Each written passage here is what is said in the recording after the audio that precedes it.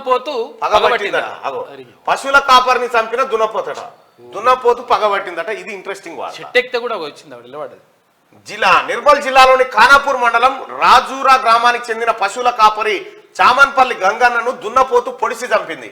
తీవ్ర విషాదం నింపిన ఈ ఘటన వివరాలు ఇలా ఉన్నాయి. రాజారా గ్రామానికి చెందిన గంగన్న సోమవారం మామిడి చెట్ల ప్రాంతంలో గేదెలను మేతకు తీసుకెళ్లాడు. మేత మేపుతుండగా దున్నపోతు వచ్చి దాడి చేసి తీవ్రంగా గాయపరిచింది. వెంటనే మరో పశువుల కాపరి గంగా నరసన్న గ్రామస్తులకు సమాచారం ఇచ్చారు.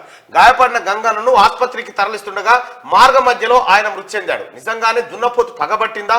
రాజూరులో పశువుల కాపరి గంగన్న మృతి ఘటన పలు ప్రశ్నలు లేవనెత్తుతోంది. 4 రోజుల క్రితం పొలం పనులు చేసుకునేందుకు గంగన్న దున్నపోతును కొట్టాడు.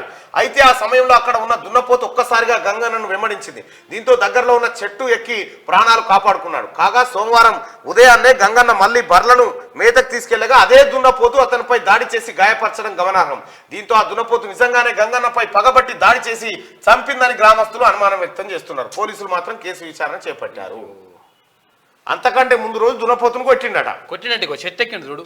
కొడితే ఆ దున్నపోతు ఆయన పొడిస్తాను పోయిందంటే చెట్టు ఎక్కి ప్రాణాలు కాపాడుకున్నాడు. తర్వాత మళ్ళా నువ్వు పోతావా దాచుకుంటావా బిడ్డ అని చెప్పి మళ్ళీ తెల్లారి మళ్ళా గోదలను కొట్టుకొని పోతే మళ్ళీ అదే దున్నపోతు వచ్చి పొడిస్తాను. పొడిస్తాడు దున్నపోతు పగబట్టింది.